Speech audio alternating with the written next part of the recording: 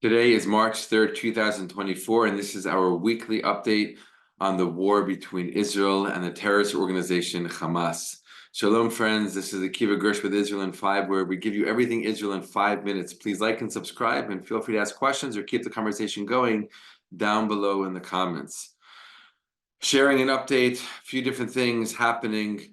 Just a couple of days ago, there was a horrible terror attack against Israeli civilians outside the Israeli community of Eli, just about 45 minutes north of Jerusalem. Down below on the main road, down below from the community on the main road, there's a gas station with a couple other stores, one of them being a hummus restaurant. I've actually been there many, many times myself. We have good friends who live in that community. And a terrorist came and took out a long weapon and started shooting. Unfortunately, killing a rabbi and a teenager who was there hitchhiking. The owner of the hummus restaurant there came out. He had just recently been in Gaza for months fighting, protecting his people and his nation, fighting against terrorists there. And he came out with his weapon, which is still on him, for protection for exactly these kinds of moments. And he came out and he killed the terrorists. Thank God no more people were injured or killed, but very sadly and unfortunately, 2 Israelis were killed.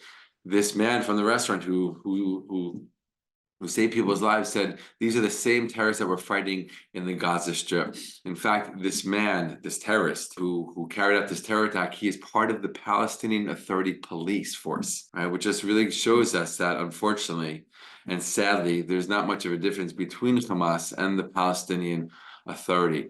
Fighting continues, obviously, in the Gaza Strip, and even though many reservists were sent home after four plus long months of fighting in the Gaza Strip, many soldiers are obviously still there, maintaining a presence, security, control, continuing to hunt down and fight and kill terrorists.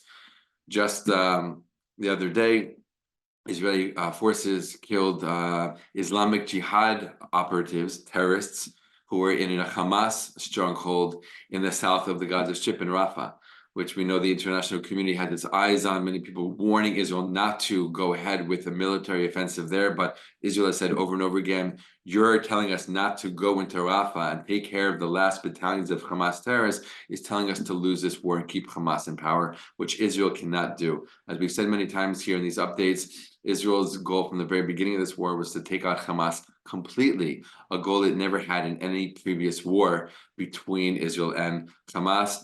And Israel has said over and over again in the past few weeks that the time will come soon. We're just preparing for it. This military offensive in Rafah, just right now, still carrying out plans or drawing up plans, and we'll carry them out soon to evacuate the civilians and create a humanitarian corridor for them so Israeli forces can focus their fight on Hamas terrorists there. The northern border between Israel and Lebanon continues to heat up with continuous attacks on Israeli soil from Hezbollah terrorists. And top generals in the IDF have said that though we don't know what the future will bring, it's not unlikely that there will be a war in the coming months, a full-on war between Israel and Hezbollah. From what they say, it seems like they're waiting for the springtime, for the winter to end before doing such a thing because of the weather conditions in the area. But in the meantime, Israeli forces are present on the border and are attacking deeper and deeper into Lebanese soil because of these continuous and continued attacks on Israel by Hezbollah terrorists.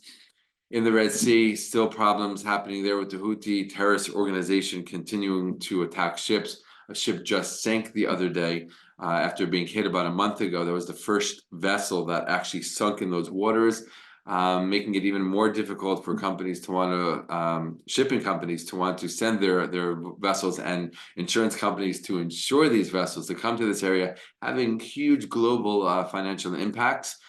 So still very much a hotspot there as well. That is the update, my friends.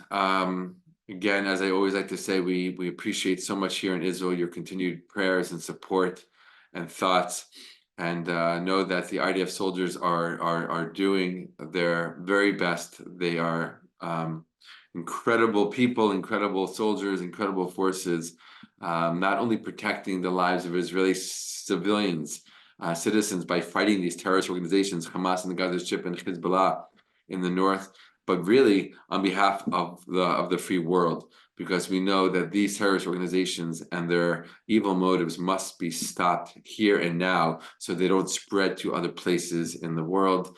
Thank you for your prayers, thank you for your thoughts, and of course, thank you for your continued support.